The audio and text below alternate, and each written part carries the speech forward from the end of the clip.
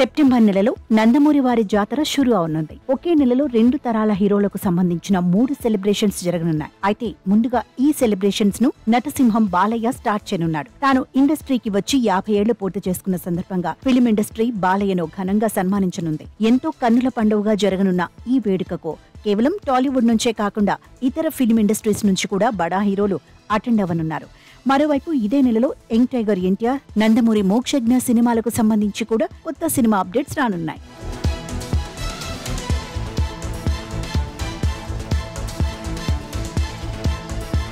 September 1న నటసింహం బాలకృష్ణకు ఘనంగా సన్మాన కార్యక్రమాన్ని నిర్వహించనున్నారు. టాలీవుడ్ లో ఇంతకు ముందు ఎవ్వరూ చేయని విధంగా ఫిలిం ఇండస్ట్రీ ఈ కార్యక్రమాన్ని ఏర్పాటు చేయనుంది.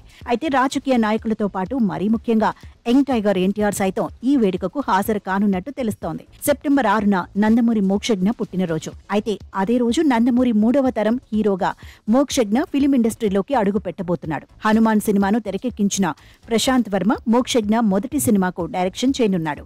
ఈ సినిమాను 6న పూజా కార్యక్రమంతో ప్రారంభించనున్నట్టు తెలుస్తోంది. బాలయ్య చిన్న కుమార్తె తేజస్విని ఈ సినిమాకు ప్రొడ్యూసర్ గా వ్యవహరించనుంది.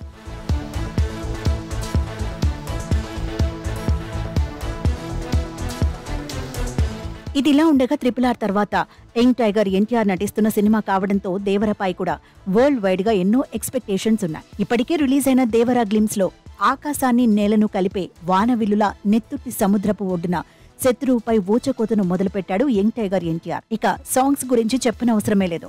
ఆల్రెడీ ఫస్ట్ సింగిల్ యుద్ధభూమిలో ఓటమి లేని ధీరుడిగా దేవరను చూపించింది. మరోవైపు సోమవారం రిలీజ్ అయిన సెకండ్ సింగిల్ దేవరలోని రొమాంటిక్ యాంగిల్ ను యావత్ ప్రపంచానికి పరిచయం చేసింది. ఇలా ఎన్నో ఎక్స్పెక్టేషన్స్ తో వస్తున్న దేవర దసరా కానుకగా సెప్టెంబర్ 27న వరల్డ్ వైడ్ గా రిలీజ్ కానుంది. ఎవరి ఊహకు అందని అంచనాలతో వస్తున్న దేవర బాక్స్ ఆఫీస్ వద్ద ఎలాంటి మ్యాజిక్ చేస్తాడో తెలియాలంటే ఇంకొన్ని రోజులు వెయిట్ చేయాల్సిందే.